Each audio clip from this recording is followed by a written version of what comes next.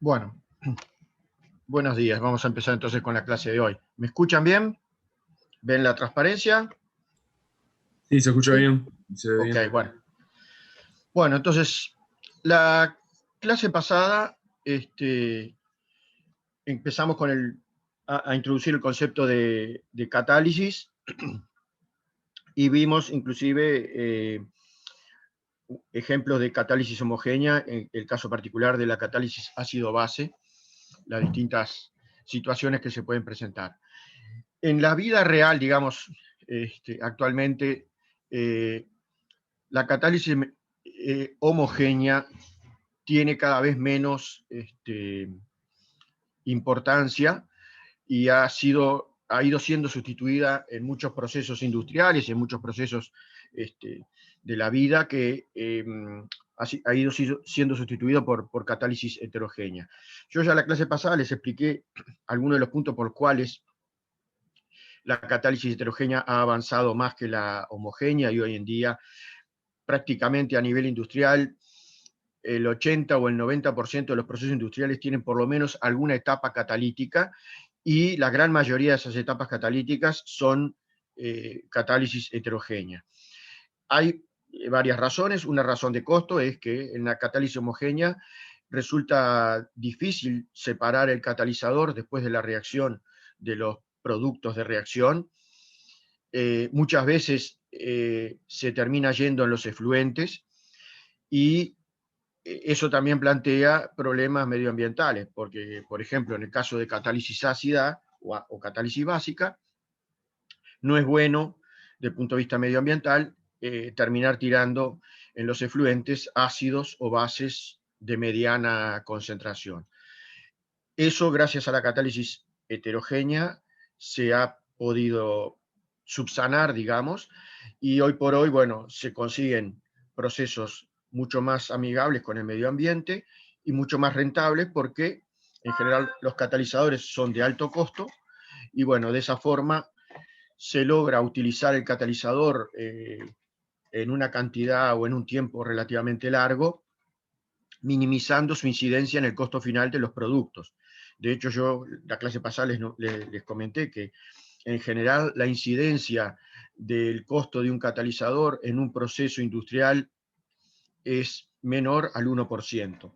Para darles un ejemplo, cuando ANCAP, que es una de las industrias nacionales que más usa catálisis y por supuesto catálisis heterogénea, hace compras de catalizadores, muchas veces la inversión es de 3, 4 millones de dólares por año. Y eso, la incidencia en el volumen que ellos comercializan de combustibles y de otros productos es ínfima.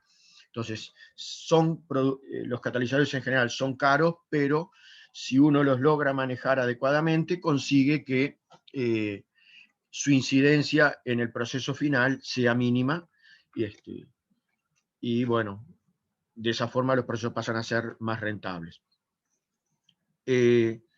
A título de comentario, probablemente se comente en algún momento más adelante, evidentemente, si bien por su definición el catalizador se recupera al final de la reacción, uno diría, bueno, la vida útil de un catalizador debería ser por tiempo infinito.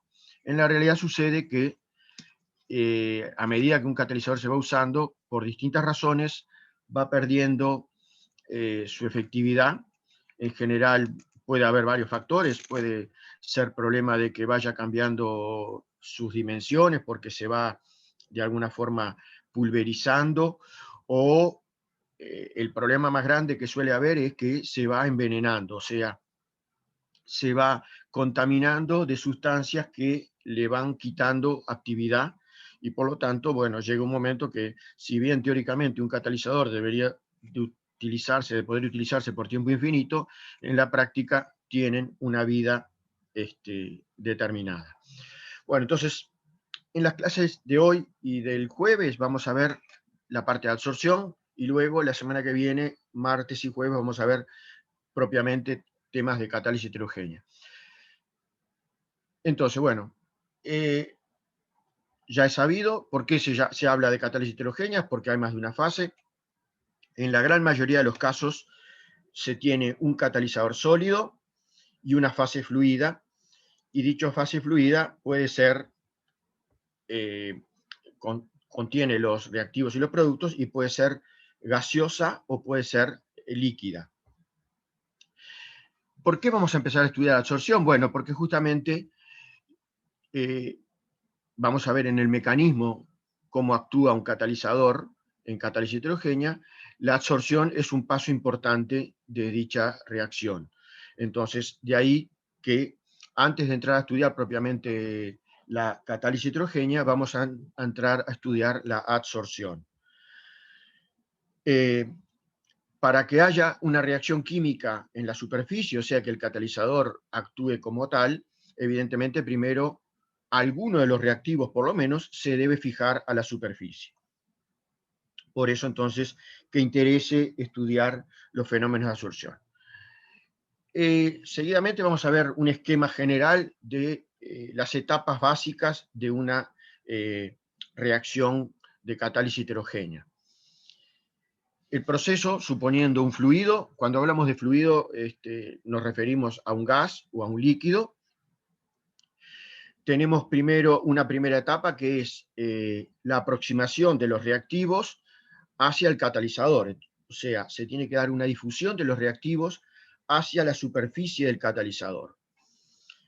Luego, una vez que los reactivos, por lo menos alguno de ellos, están próximos a la superficie, se tienen que fijar, unir a la superficie, o sea, darse el fenómeno que se llama absorción. O sea, se tiene que dar la absorción de reactivos sobre la superficie. En general, ¿en qué lugar se absorbe un reactivo? Bueno, a ese lugar le vamos a llamar sitio activo. O sea, el sitio activo lo vamos a hablar tanto en absorción como en catálisis.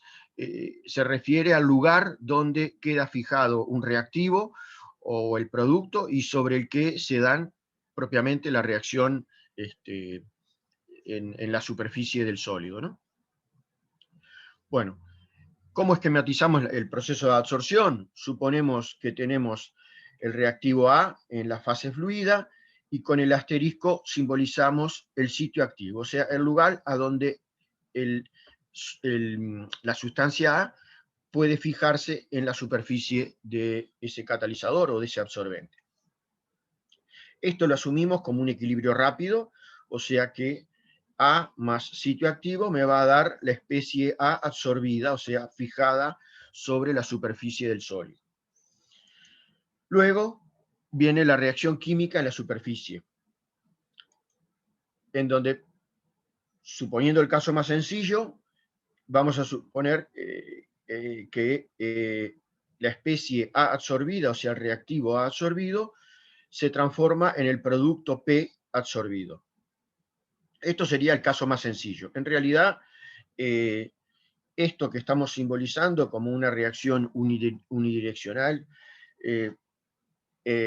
muy probablemente, en la mayoría de los casos, no va a ser una reacción elemental, o sea que va a comprender a su vez un mecanismo para pasar de A a P. Por lo pronto lo planteamos de esta forma, o sea que la especie A absorbida evoluciona hacia el producto dando P absorbido. Y bueno, y a partir de ahí se dio la reacción sobre la superficie, bueno, se dan las etapas inversas a las que vimos anteriormente, o sea, el producto tiene que separarse del catalizador o del sólido, o sea, darse la desorción del producto de la superficie, y entonces eso nuevamente lo simbolizamos como un equilibrio rápido, en el cual P absorbido me da P que pasa a la fase fluido y me libera el sitio activo. Y luego la difusión de ese producto P desde la superficie del sólido hacia el seno del fluido en donde están los reactivos y los productos, ¿no? Que después, bueno, habrá que ver en ese caso cómo se separa el producto de los reactivos, etcétera, dependerá de la reacción, eso, digamos, no lo vamos a incluir en estos estudios, simplemente vamos a prestar atención en estas etapas. Lo vamos a ver más adelante, puede haber algunas etapas más, puede haber alguna etapa que en realidad se divida en dos, como ser lo vamos a ver sobre todo en la parte, la semana que viene. La absorción, bueno, o mejor dicho, la difusión puede comprender la difusión externa y la difusión interna si el sólido tiene poros. Bueno, eso lo vamos a ver más. Pero en términos generales, por lo menos tenemos estas 5 etapas, en donde una de ellas es la etapa que tiene que ver con la reacción química propiamente dicha. Evidentemente, como ya vieron al estudiar mecanismos, de estas etapas pueden ser competitivas, o sea, tener velocidades comparables unas con otras, o puede haber una que sea la más importante.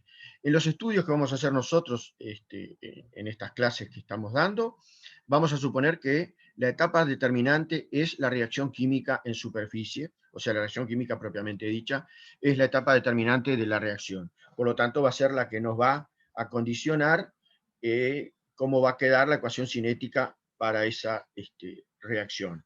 Pero puede pasar que no sea así. Podría darse el caso en que la etapa de difusión sea la reacción determinante o la etapa de absorción sea la etapa determinante. En cada uno de esos casos se llegará a una determinada ecuación cinética que, bueno, luego para estudiar el sistema habrá que ver cómo se procesa, con qué método se estudia, etcétera, etcétera. Pero en los planteos que vamos a hacer nosotros vamos a prestar atención específica en la reacción química en la superficie y suponer que es esa la etapa determinante de la velocidad de reacción. Por lo tanto, es la etapa más lenta y la que nos va a permitir acceder o obtener la ecuación cinética que modelice ese sistema de reacción. Ahí, bueno, está aclarada cuál va a ser la etapa que vamos a estar considerando como determinante de la velocidad de reacción. En cuanto a lo que les decía recién, a la difusión, digamos, eso se llama cinética física, o sea, tienen evidentemente leyes que cumplen determinadas leyes, como ser la ley de Fick, etc. En general, podemos tener dos tipos de sólido a grandes rasgos.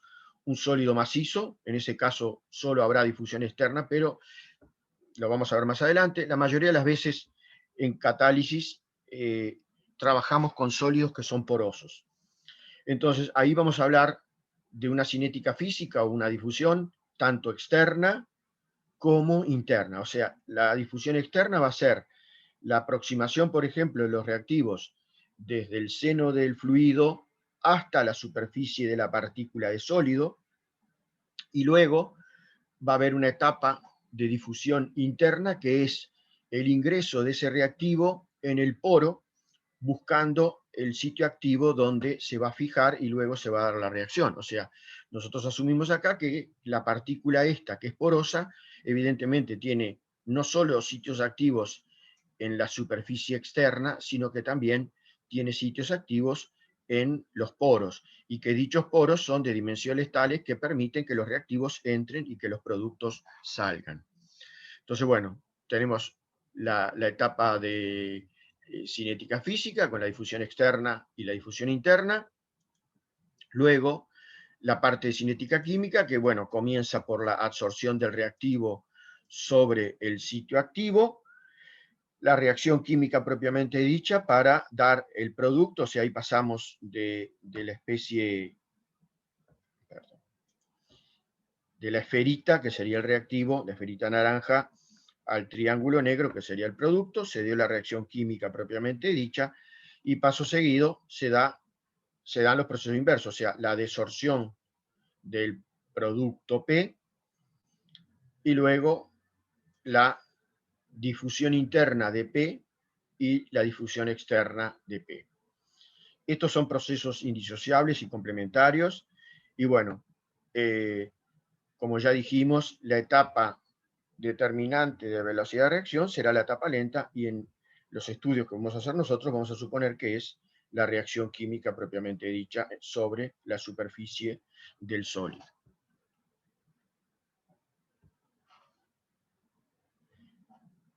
Bueno,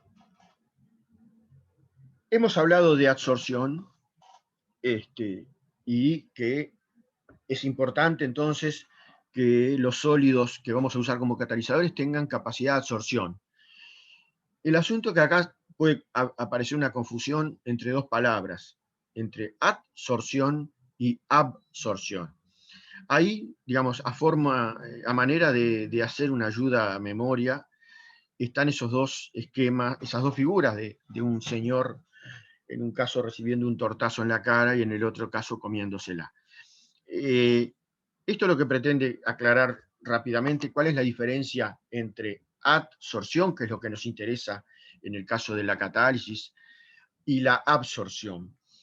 La adsorción, como ven acá, es un fenómeno que se da en la superficie. O sea, es cuando una sustancia literalmente se pega en un determinado punto de la superficie de un sólido. Por ejemplo, los casos que tal vez hayan visto en más de una oportunidad es absorción de determinadas impurezas en carbón. O sea, el uso, por ejemplo, de las máscaras de gases que tienen carbón, lo que se llama carbón activado. Bueno, ahí lo que sucede es que las sustancias gaseosas que queremos filtrar, que pueden ser nocivas, quedan absorbidas en la superficie del sólido. Ejemplos, por decir uno de uso común, muchas veces se usan cartuchos de carbón activado para poner en las heladeras para sacar los malos olores. Bueno, ahí lo que se da también es una absorción, o sea, es un fenómeno de superficie. ¿Cuál es la diferencia con la absorción? Bueno, la absorción implica un fenómeno que se da en el volumen de la sustancia. Por ejemplo, cuando hablamos de absorción, si nosotros tenemos algo que también es de uso cotidiano, como cloruro de calcio anhidro, para usarlo como deshumidificador, bueno, ahí lo que se da es que si nosotros tenemos cloruro de calcio anhidro, deshidratado, al ponerse en contacto con la humedad, absorbe agua. El cloruro de calcio puede tomar hasta 2 moléculas de agua por peso fórmula, hasta 2 pesos fórmula de agua por peso fórmula, o sea, y bueno, ahí inclusive termina muchas veces sobrepasando eso, formando una solución. Los casos de repente más claros para ver el fenómeno de absorción es cuando uno utiliza en el laboratorio una solución de amoníaco. La solución de amoníaco que viene en una botella es justamente una solución en la cual se absorbió un gas amoníaco en agua. El agua tiene la capacidad de absorber varias veces su peso de amoníaco, formando una solución. Lo mismo cuando uno habla de una solución de ácido clorhídrico también. La solución de ácido clorhídrico es ácido clorhídrico absorbido en agua. Y eso es un fenómeno que se da en todo el volumen de la solución. Entonces, bueno, ahí para distinguir lo que es absorción de absorción. El fenómeno de absorción se informó o se descubrió ya hace más de 300 años.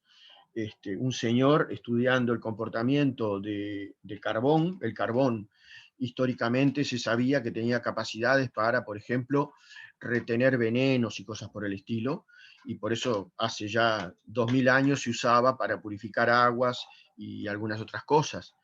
Bueno, la forma como funcionaba era absorbiendo esas sustancias nocivas.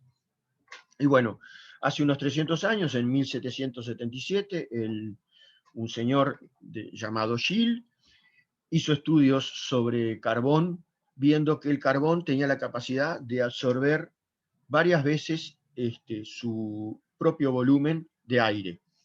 En determinadas condiciones, determinada temperatura, determinada presión, se ponía carbón en presencia de aire y en un recipiente cerrado, y se veía que el carbón absorbía el aire, y que eso era reversible, porque al calentar ese sistema, el aire salía del carbón y se recuperaba, y al enfriarlo, vuelta a absorberse. Entonces, bueno, ahí se vio por primera vez y se estableció el fenómeno de absorción. Es muy usado en la industria para, por ejemplo, purificación de aguas, tanto de agua para uso este, eh, agua potable como para agua industrial. Se usa en muchos procesos la absorción con determinados sólidos de colorantes, etcétera, para cambiar la apariencia de algún producto, como puede ser vinos, como puede ser azúcar, etcétera. Y bueno, ahí siempre lo que se está dando es el fenómeno de absorción. Ejemplos de absorbentes usados comúnmente, bueno, tenemos la alúmina, o sea, el óxido de aluminio, Al2O3, es un absorbente muy importante, también se usa como catalizador o como soporte de catalizadores, y según el método de preparación y el tipo de alúmina que se utilice, puede tener del orden de 100 metros cuadrados por gramo. ¿Qué quiere decir esto? Esto es lo que se llama área específica. O sea, si uno desplegara toda la superficie de ese sólido, bueno, serían unos 100 metros cuadrados por gramo. Evidentemente se trata de un sólido poroso, por más que uno divida, lo vamos a ver más adelante, y achique hasta donde más puede el tamaño de la partícula, el área va a aumentar algo, pero no tanto. Entonces, cuando hablamos de un sólido como la alúmina, que tiene 100 metros cuadrados por gramo, se debe a que es muy poroso, y entonces si uno tomara toda el área de ese sólido y la desplegara en un plano, bueno, estaríamos en esos valores de 100 metros cuadrados por gramo, que a priori parecen enormes, son en realidad enormes, pero hay sólidos que tienen áreas específicas mucho mayores. Por ejemplo, otro de los absorbentes muy utilizados, que también se usa como soporte de catalizadores comerciales, es el óxido de silicio, o sea, la sílice o la gel de sílice, dentro de los cuales hay un tipo de óxido de silicio que se llama aerosil, que tiene áreas de entre 800 y 1000 metros cuadrados por gramo.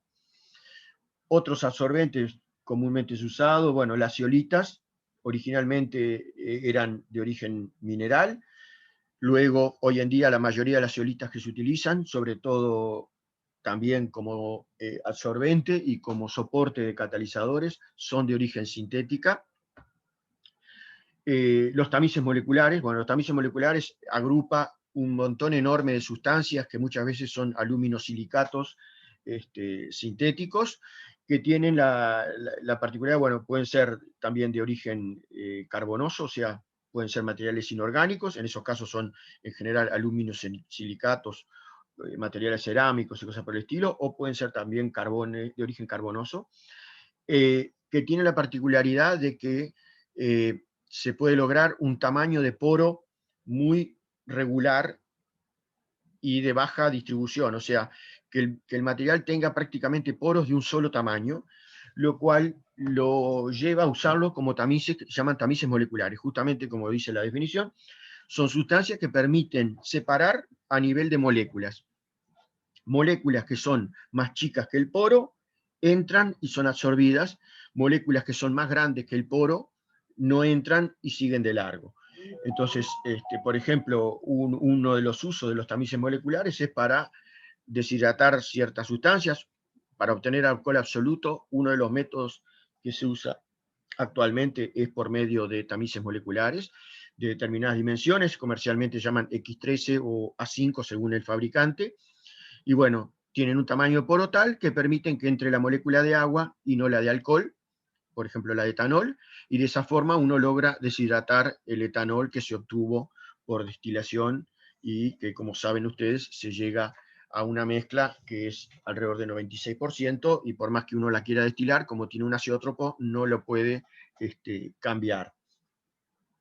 Hay otros usos de los absorbentes, bueno, y uno de los absorbentes más utilizados es el carbón activado por sus características. En el caso del carbón activado, se puede preparar, ¿por qué se llama activado? Bueno, porque se parte de un material carbonoso que, por distintos métodos, que pueden ser físicos o químicos, se logra que adquiera una porosidad importante, y eso lleva a que tenga un área específica muy grande. En el caso de un carbón activado, podemos tener comercialmente carbones activados de miles de metros cuadrados por gramo. O sea, dependiendo de la materia prima, podemos llegar a tener carbones activados, por ejemplo, de 4.000 metros cuadrados por gramo.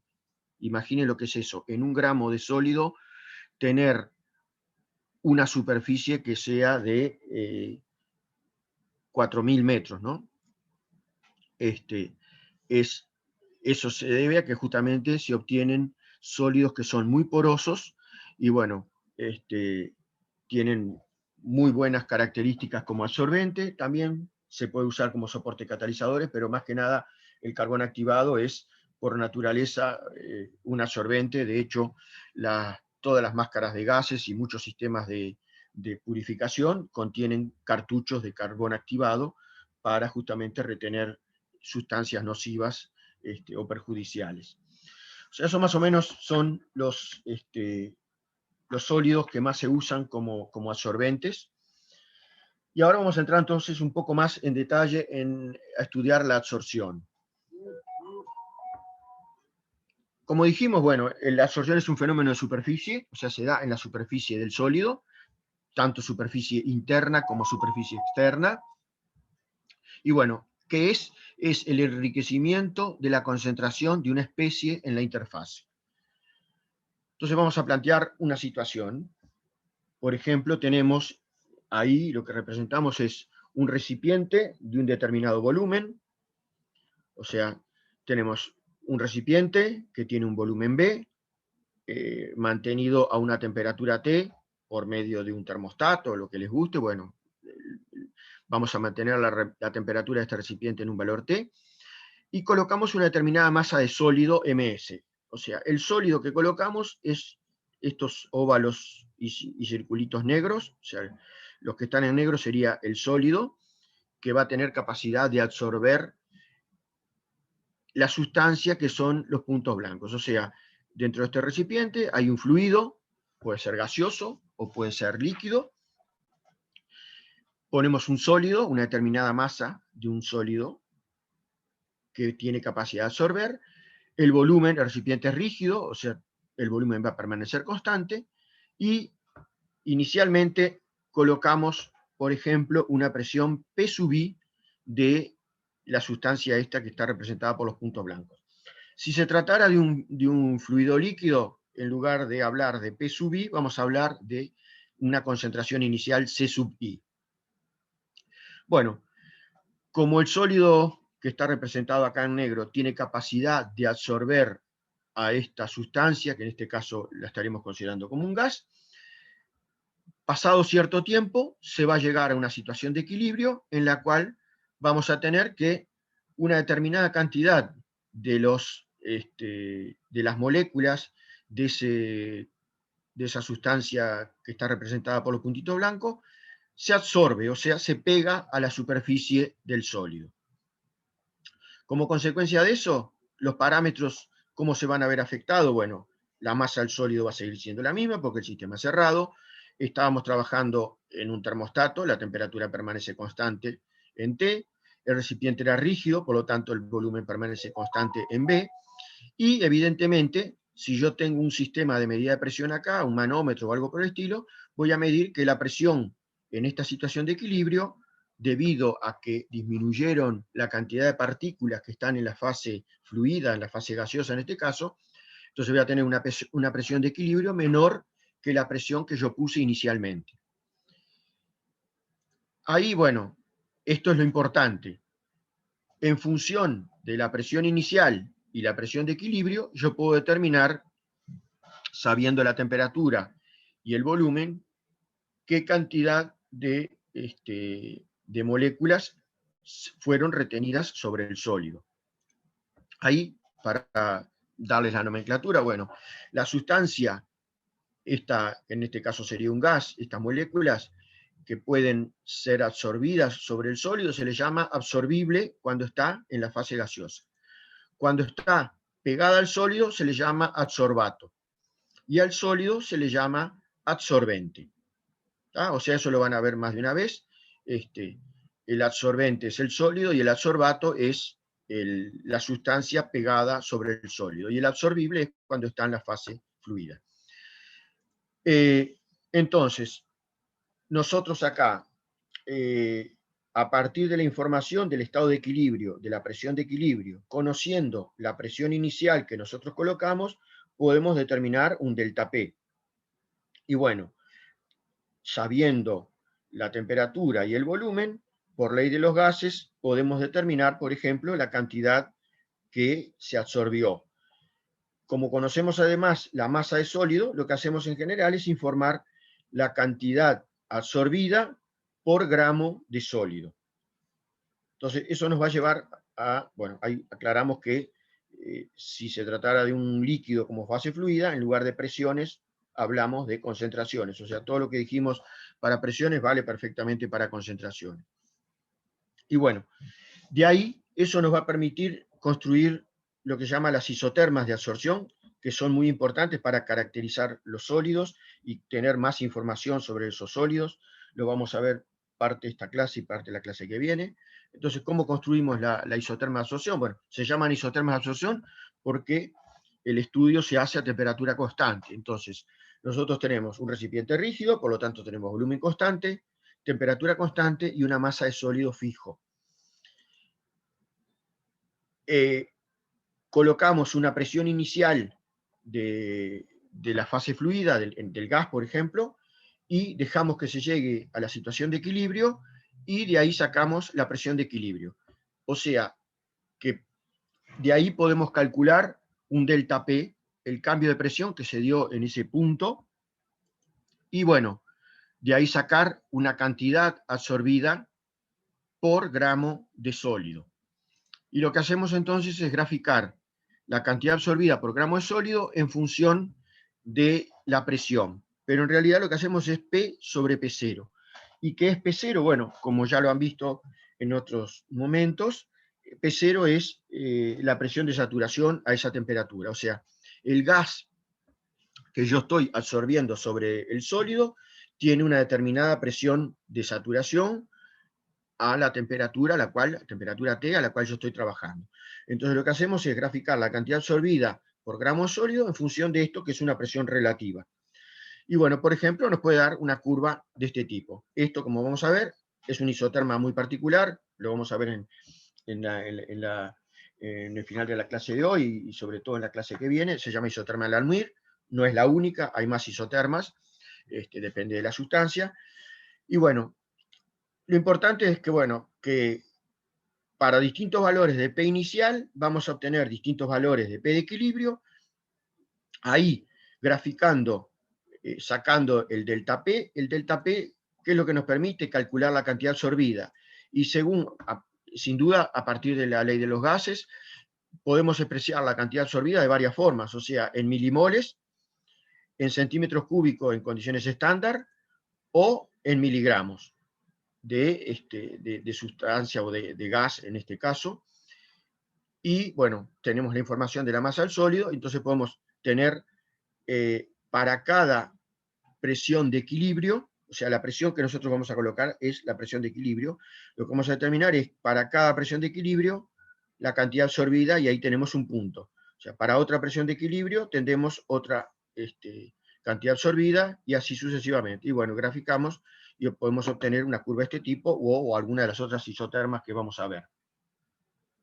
Lo importante es acá tener en presente que, bueno, P0, repito, es la presión de saturación del gas a la temperatura que estamos trabajando, y que la cantidad absorbida va a depender, evidentemente, de la temperatura y de la presión, pero también, lógicamente, va a depender de la superficie y de la naturaleza del sistema. O sea, va a depender del gas y del sólido que yo estoy usando, y, por supuesto, de la temperatura y la presión. Eso nos va a afectar de alguna forma la cantidad absorbida.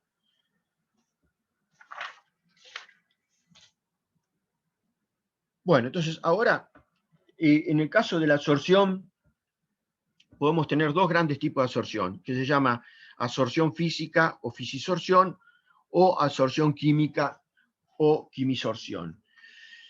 Si bien En los dos casos estamos hablando de adsorción, o sea, una sustancia que está en una fase fluida, que se pega en determinado lugar, que llamamos sitio activo, sobre un sólido. Entre un tipo de adsorción y el otro hay diferencias. Y bueno, importa porque, bueno, nos va a servir para los fenómenos de adsorción simples y para lo que tiene que ver con la catálisis, ver si se trata de una adsorción física o de una adsorción química. Bueno, ¿cuáles son las diferencias entre un tipo de adsorción y el otro? Bueno, en el caso de adsorción física, las fuerzas que unen al adsorbato sobre la superficie en el sitio activo son fuerzas bastante débiles, son fuerzas de tipo Van der Waals. En cambio, en la quimisorción, las fuerzas son mucho más importantes, son similares a enlaces químicos, son literalmente enlaces químicos, o sea, se produce en un determinado punto del sólido un enlace químico entre el sólido en ese sitio activo y la especie que se está absorbiendo. La especificidad de la fisisorción es baja, en cambio la quimisorción es alta. ¿Qué quiere decir esto? Que yo puedo tener sitios activos que tengan la capacidad de absorber muchos gases, distintos tipos de gases. En cambio, en la quimisorción, en general, los sitios activos son muy específicos. Pueden absorber una determinada sustancia, pero otras no, porque justamente se tiene que dar un enlace químico, y sabemos bien que un enlace químico no se da entre cualquier especie. Entonces, bueno, por eso la alta especificidad en la quimisorción.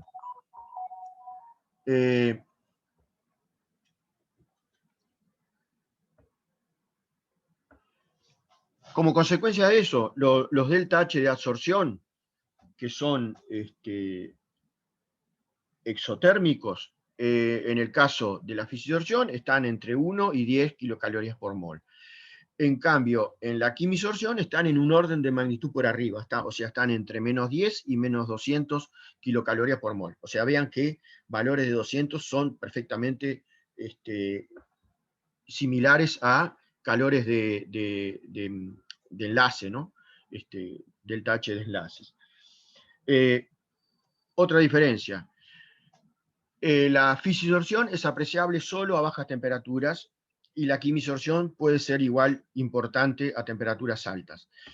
Esto lleva, por ejemplo, que cuando uno quiere desorber algo que está fisisorbido, en general alcanza con calentarlo al sólido, calentando el sólido y bajándole la presión, o sea, haciéndole vacío, alcanza para lo que decimos limpiar o desgasear la superficie, porque justamente los calores de absorción son bajos y la absorción es apreciable solo a bajas temperaturas. A temperaturas normales y, digamos, por arriba de temperatura ambiente, los gases se desorben, si estaban fisisorbidos, fácilmente, y si hacemos vacío, todavía favorecemos más la desorción. En el caso de la quimisorción, no siempre se logra desorberlo, porque justamente hay un enlace y tenemos que calentar a una temperatura tal que se logre romper ese enlace. La fisisorción se puede dar en multicapas, o sea, se puede depositar una capa de las sustancias sobre la cual se deposita otra y otra. En cambio, la quimisorción, como implica una interacción entre el sitio activo y la molécula que se está absorbiendo, es solamente en esa capa, por lo tanto se da en capas únicas, o sea, lo que se llama monocapa. Como consecuencia de ello, y relacionado con las energías de absorción, bueno, la energía de activación para el proceso de fisisorción es baja y en cambio para la quimisorción es alta. Como ya lo dije, la fisisorción, en el caso de fisisorción, la desorción es fácil, alcanza con calentar y hacer vacío. En cambio, en la quimisorción, la desorción puede ser difícil y en muchos casos se ve acompañada de transformaciones químicas.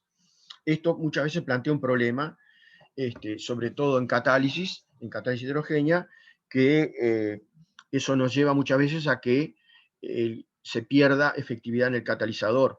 Si en algún momento del proceso se da una desorción y el proceso se calienta, puede haber descomposición de sustancias que estaban absorbidas en la superficie, o sea que se descompongan en la superficie antes de desorberse.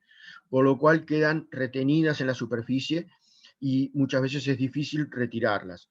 Puede haber reacciones de polimerización, y bueno, eso muchas veces son las causas por las cuales un catalizador se desactiva.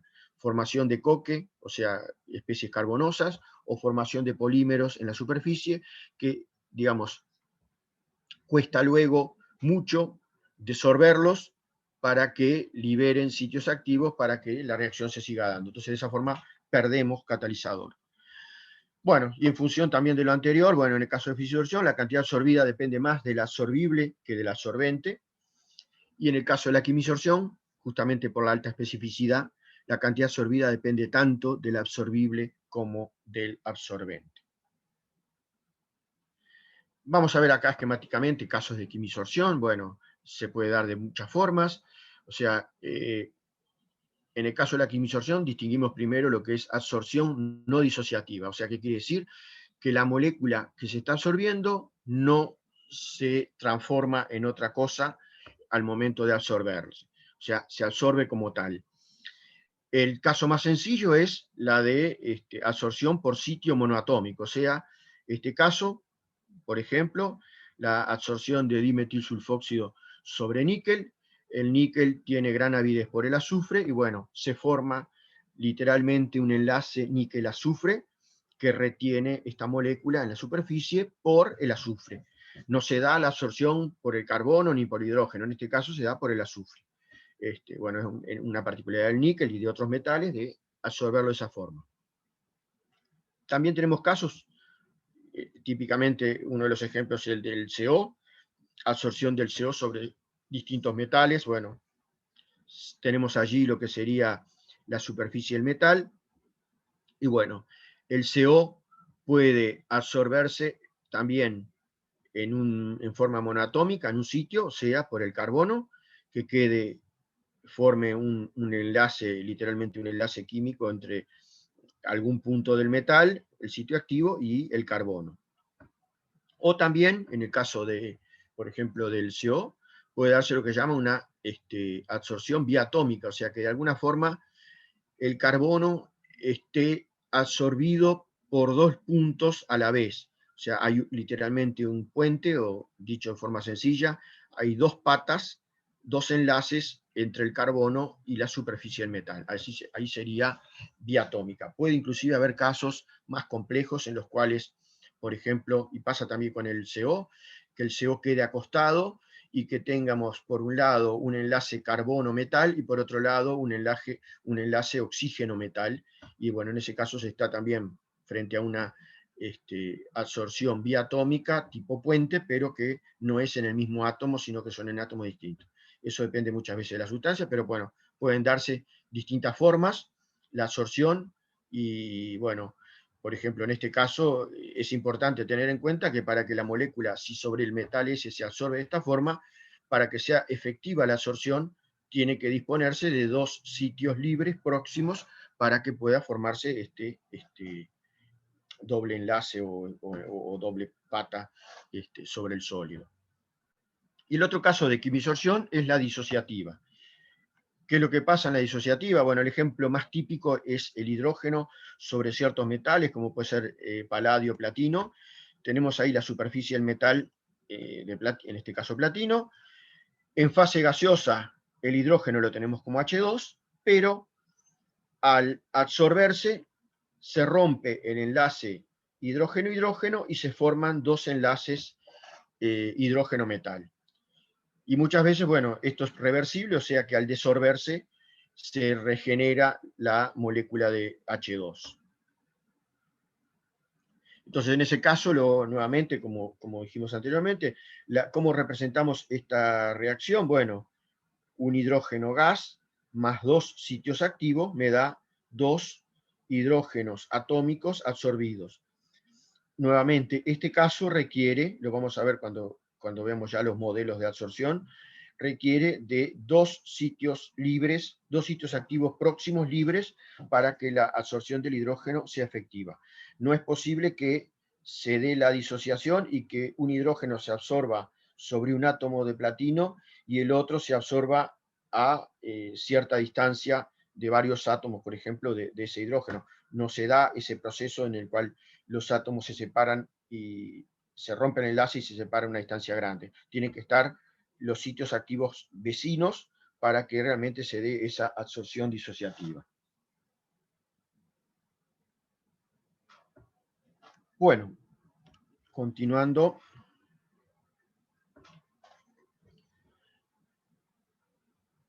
Como dice ahí, bueno, los sitios tienen que ser adyacentes. Cuando trabajamos en absorción, un parámetro interesante a definir es lo que se llama tasa de recubrimiento. ¿Cómo se define la tasa de recubrimiento? Bueno, se representa con la letra griega tita, y es el número de moléculas absorbidas sobre el número de moléculas necesarias para formar la monocapa. O sea, moléculas absorbidas sobre la cantidad de moléculas que formarían la monocapa. Ahí, por ejemplo, lo podemos poner como N sobre Nm. Van a ver, se puede poner de distintas formas. Esto pueden ser, en general, moles de moléculas absorbidas sobre moles que forman la monocapa. O también se suele trabajar con volúmenes, o sea, el volumen que representa esta cantidad de moléculas absorbidas sobre el volumen que representaría si estuviera llena la monocapa. O sea, evidentemente la monocapa como tal, el volumen que tiene es mínimo, pero a ese volumen, ¿qué nos estamos refiriendo? Cuando ese gas se desorbe, ocupa un determinado volumen. Bueno, entonces ahí, cuando la tasa de recubrimiento se mide en función de volúmenes, serían los volúmenes que se generarían al desorber la cantidad de moléculas estas sobre la cantidad de moléculas que habría en la monocapa. Entonces sería un B sobre un B de monocapa. Lo van a ver, porque inclusive cuando veamos isotermas, etcétera, van a ver que puede estar como moles o como volúmenes, etcétera, ¿no? Bueno, y ahí, ¿qué casos podemos tener? Bueno, en el caso de la absorción física, como vimos, la absorción física puede ser en multicapa, o sea, podemos formar una primera capa del adsorbato, pero sobre ese a su vez pueden depositarse más moléculas del gas. Entonces, eso lleva a que, bueno, si uno contabiliza la monocapa, podemos tener absorbidas más que la monocapa. Por lo tanto, en el caso de la fisisorción, el tita puede ser inclusive mayor a 1. En el caso de la quimisorción, como dijimos que se da solo en monocapa, bueno, el valor de tita en el caso de absorción química va a estar entre 0, no se absorbió nada, y entre 1, el máximo, que sería cuando se llena la monocapa. O sea, como está dicho ahí, el tita va a estar entre 0 y 1. No vamos a poder tener mayores a 1 en el caso de quimisorción.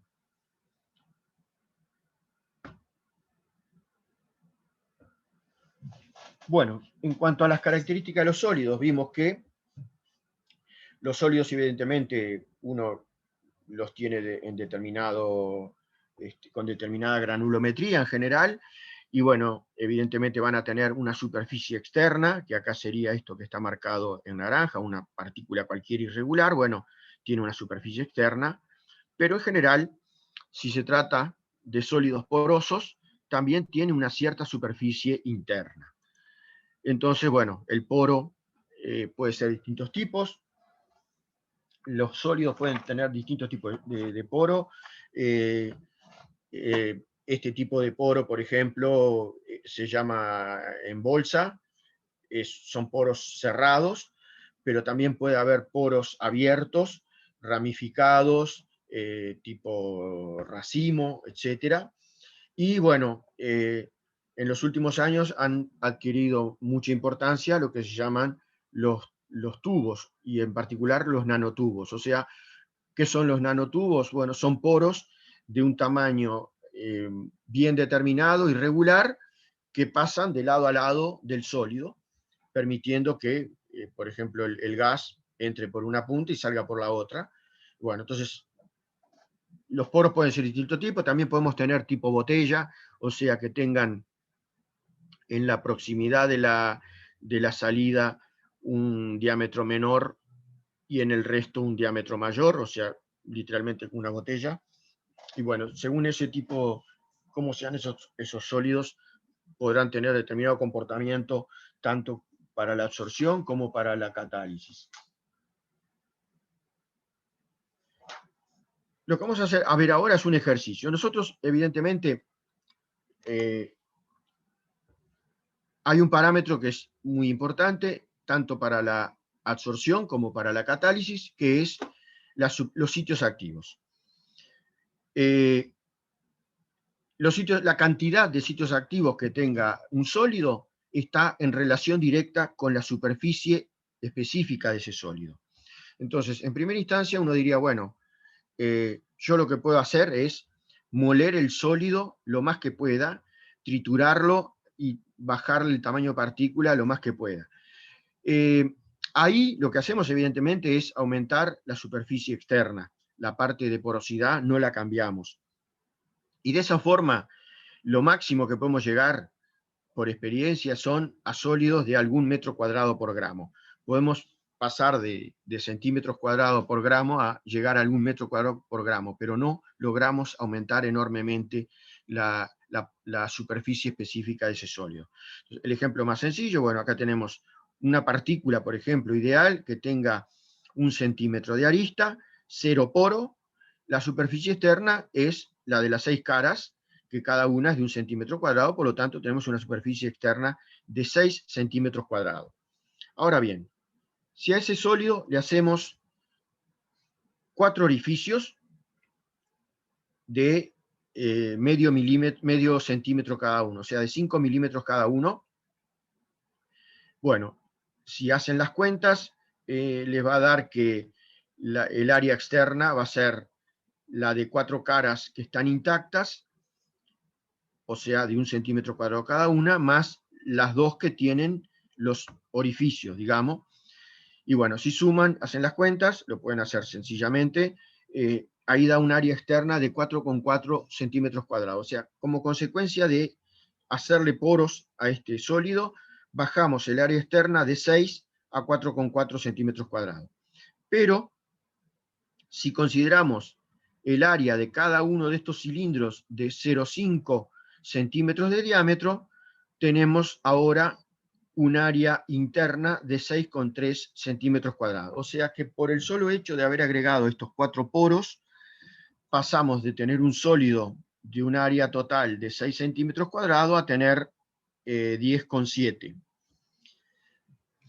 Para lo que uno usa habitualmente en catálisis o en absorción, poros de este tamaño son poros gigantescos. Por lo tanto, vamos a ver qué pasa si hacemos poros más chicos. En este caso, hacemos poros de 1 milímetro de diámetro y por lo tanto nos van a quedar 10 por 10, 100 poros. El área externa sigue siendo la misma, pero el área interna se multiplicó por 5 prácticamente, y pasamos a tener ahora un área total de más de casi 36 centímetros cuadrados. Seguimos teniendo, a nivel de catálisis y de absorbentes, un poro de 1 milímetro es enorme. Cuando hablamos en catálisis hablamos muchas veces de poros de algunos nanómetros. Entonces, si uno hace el ejercicio, bueno, va a ver que en esos casos se llega a superficies de 100 metros cuadrados y más, 1000 metros cuadrados por gramo de sólido. Y que en la mayoría de los sólidos que tienen altas áreas específicas, lo importante es la superficie interna, porque pasa a ser la superficie más importante, o sea, prácticamente más del 99% de la superficie del sólido es superficie interna, asociada a poros, por lo tanto ahí también importa mucho el tamaño de esos poros, y las características, si son cerrados, si son abiertos, si son tipo botella o no, para el funcionamiento en los procesos de catálisis. En cuanto a los sólidos, entonces, ¿qué factores nos interesan de un sólido cuando hablamos de absorción o de catálisis heterogénea? Bueno, el área. El área va a depender del grado de división, de la compactación, de la porosidad, que tal vez es uno de los factores más importantes, y del tamaño de esos poros. En general, en los sólidos se habla de distribución de tamaño de poro, o sea, qué poros tiene y de qué dimensiones, de dónde a dónde, etc. Como les dije, puede haber sólidos como pueden ser los tamices moleculares, que en general tienen poros muy regulares de un determinado tamaño, o los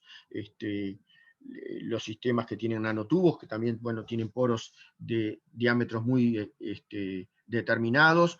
No hay prácticamente variación, son todos los poros de esas mismas dimensiones, y bueno, ahí importa mucho el tamaño del poro, porque permite que ciertas moléculas entren y otras no, y la porosidad, porque implica qué cantidad de área puedo llegar a tener, y cómo es el área interna, etcétera, etcétera, ¿no? Y bueno, y en el caso de los poros, hay una clasificación UPAC según las dimensiones de esos poros, según el diámetro, y la clasificación esta de UPAC establece que los microporos son aquellos cuyo diámetro es menor a 2 nanómetros. Los mesoporos, aquellos que están entre 2 y 50 nanómetros, y los macroporos, los que son mayores a 50 nanómetros. Y bueno, ahí el otro factor a tener en cuenta en los sólidos es el sitio activo. Como dijimos, la cantidad de sitios activos se relaciona directamente con el área del sólido, el área específica del sólido. A mayor área, mayor cantidad de sitio activo. Por eso, en general, en los absorbentes y en los catalizadores, uno lo que busca es tratar de que el área específica sea lo más grande posible para tener una muy buena cantidad de sitios activos y, por lo tanto, mayor cantidad de puntos donde se dé la reacción química por unidad de masa del catalizador. El efecto tamiz, bueno, lo que les dije hace un rato, en el caso de sólidos de porosidad muy regular, se consigue un efecto tamiz, que permite que ciertas moléculas entren y reaccionen y otras no. Eso nos permite especificidad y selectividad en el uso de esas sustancias. Ahí, por ejemplo, les comento, actualmente está bastante difundido, por ejemplo, el sistema que se llama PSA, sí, Pressure Swing Adsorption, PSA, que es absorción por vaivén, sería, es un método muy difundido actualmente para producción de oxígeno medicinal. Hoy en día la mayoría de los centros médicos en nuestro país tienen estos sistemas. Son grandes torres que tienen un absorbente, en general tienen 2 torres en paralelo, en general, bueno, muchas más, pero el equipo básico funciona con 2 torres en paralelo, y un compresores. Lo que hacen es, tienen un sólido que funciona como tamiz molecular, que permite separar el nitrógeno del oxígeno. Entonces, en un ciclo de alta presión, se comprime aire hacia uno de los recipientes. En ese recipiente se absorbe el oxígeno y el nitrógeno pasa. Luego se evacúa el resto de nitrógeno, se baja la presión y se desorbe el oxígeno, y de esa forma se logran, por ese método, llegar a oxígeno medicinal de una pureza de 90 y pico por ciento, de más de 90%. Entonces, simplemente son con sistemas de compresores y de válvulas, levantando la presión, haciéndolo absorber y luego bajando la presión y que se desorba. Bueno, se logra separar el nitrógeno, que es volcado de vuelta a la atmósfera, y el oxígeno, que, bueno, entra aire, sale por un lado nitrógeno y por otro lado oxígeno. Eso es uno de los ejemplos que se usan habitualmente hoy en día para, en el cual hay un absorbente y se usa el efecto tamiz, ¿no? O sea, es un absorbente que tiene una porosidad muy regular que permite que entre el oxígeno, pero no el nitrógeno, y de esa forma se separa uno del otro. Bueno, y para ir terminando en la clase de hoy, vamos a ver justamente lo que es la clasificación de isotermas, de absorción física, o sea, de fisisorción, isotermas de fisisorción.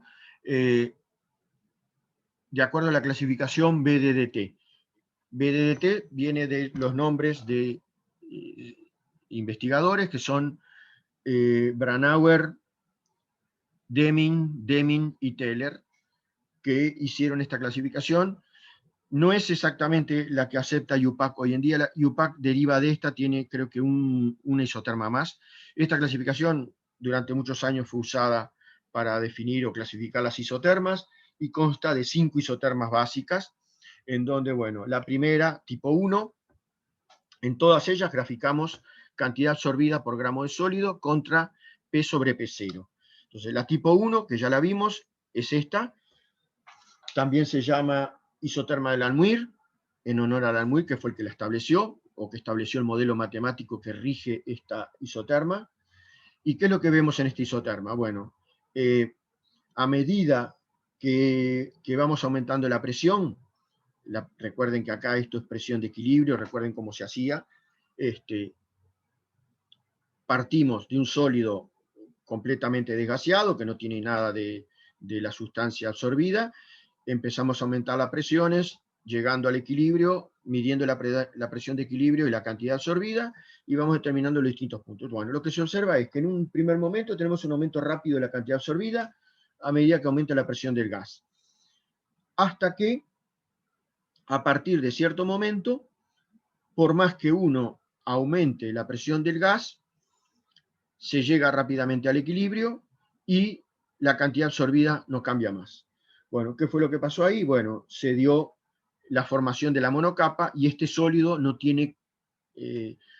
da posibilidades de que haya formación de multicapa por las características del absorbente y por la característica del sólido.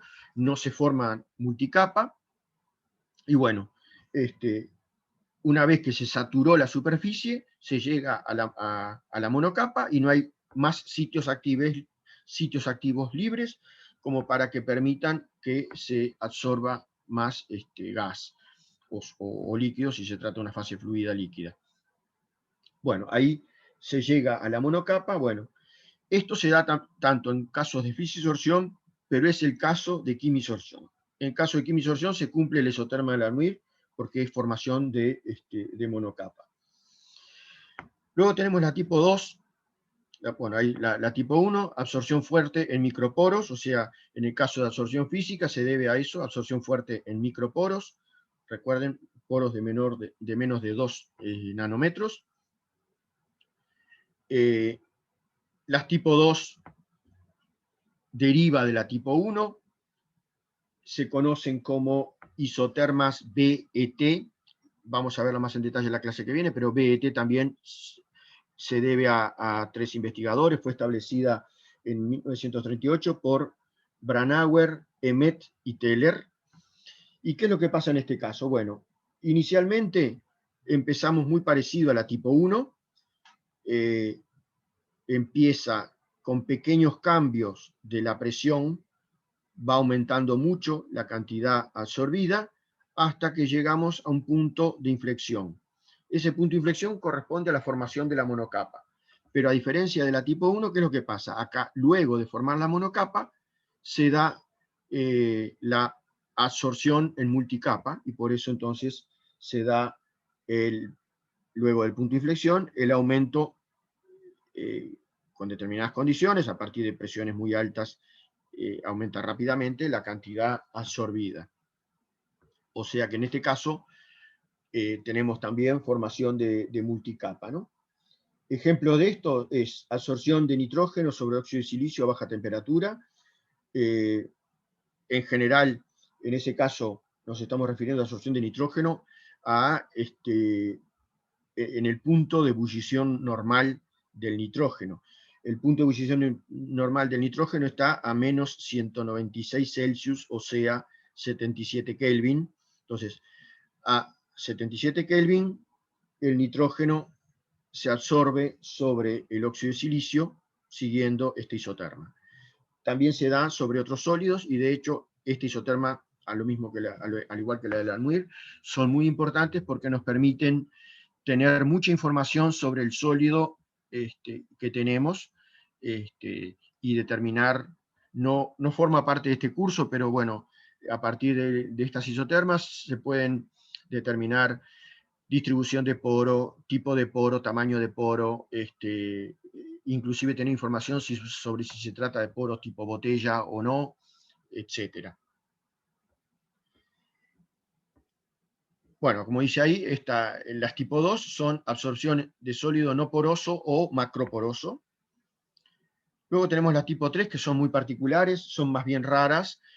¿Y qué es lo que sucede? En este caso, bueno, como que al principio le cuesta mucho absorber y tenemos que aumentar notoriamente la presión para que la cantidad absorbida empiece a ser importante. O sea, tenemos una absorción inicial que es lenta, con fuerzas de absorciones débiles, y a partir de determinado momento se empieza a formar multicapa, y bueno, la absorción crece en forma muy rápida para presiones altas. Ejemplo de este tipo de absorción, que ya le digo es bastante raro, es nitrógeno sobre hielo. Como dice ahí, son absorciones poco energéticas. Y luego tenemos las últimas dos que derivan de la 2 y la 3. Tenemos la tipo 4, que ¿qué particularidad tiene? Bueno, en la tipo 4 se da lo que se llama una condensación capilar. O sea, al igual que la tipo 2, inicialmente la presión empieza a aumentar hasta que llegamos a la saturación de la superficie, la monocapa. Luego ahí, al seguir aumentando la presión, comienza a formarse multicapa, pero la formación de multicapa no es infinita, y llega un momento que se da la condensación capilar. ¿Qué quiere decir eso? Que literalmente en el poro se forma líquido y queda como tal. O sea, primero hay una absorción del gas, y a partir de determinada presión, literalmente en el poro pasamos a tener líquido, y por eso la curva toma esta forma, ¿no? Y la otra particularidad que presentan este tipo de sustancias, y esta isoterma, es que al disolver, al hacer el proceso inverso, no volvemos por el mismo camino, sino que se da lo que se llama una histéresis. O sea, al ir aumentando la presión, vamos por un camino, y al descender la presión, vamos por el otro. ¿Qué es lo que pasa? Bueno, acá, cuando vamos aumentando, se dan situaciones de equilibrio, pero cuando hacemos la desorción, no estamos en equilibrio, y muchas veces eso va asociado con poro tipo botella, que, digamos, al haberse obturado la parte más fina, al disminuir la presión, hay un rango en el cual no logramos disolver la cantidad, porque literalmente el poro está tapado, hasta que, bueno, en un momento dado ese poro literalmente se destapa, y ahí cae en forma importante la cantidad absorbida. Entonces, bueno, estas son variaciones, como les dije, de las tipo 2, con la particularidad de que se da condensación capilar, y que, bueno, que la formación de multicapa no es ilimitada. Y la tipo 5, que deriva de la tipo 3, con situaciones similares a lo que vimos en la tipo 4, o sea, con problemas de histéresis, poro tipo botella probablemente, y que, bueno, la absorción se hace por un camino y la desorción se hace por el otro. En general, este tipo de absorción, tanto para las tipo 4 como para las tipo 5, implica absorción en multicapas de materiales porosos, y bueno, como dije recién, el hecho de que aparezca la histéresis implica que hay poros de determinadas características, de forma que cuando subimos la presión vamos por un camino, que es el de equilibrio, pero cuando hacemos la desorción no, y vamos por otro camino, ¿no? Bueno, por hoy, no sé si tienen alguna duda más, alguna duda. Ya la clase que viene vamos a entrar con los dos modelos básicos de isotermas, que son el modelo de Langmuir, y brevemente vamos a ver el modelo de BET y para qué nos sirve. Como vamos a ver la clase que viene, el estudio de las isotermas, repito, nos permite determinar el área específica del sólido, y a su vez qué características en cuanto a porosidad tiene, si tiene microporo, macroporo, qué distribución de poro tiene, si son poros tipo botella o no, etc. Bueno, por hoy quedamos por acá. No sé si tienen alguna duda.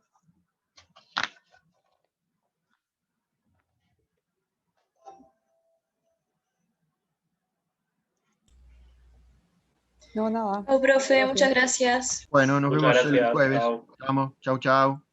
Chao, gracias. Buenas tardes.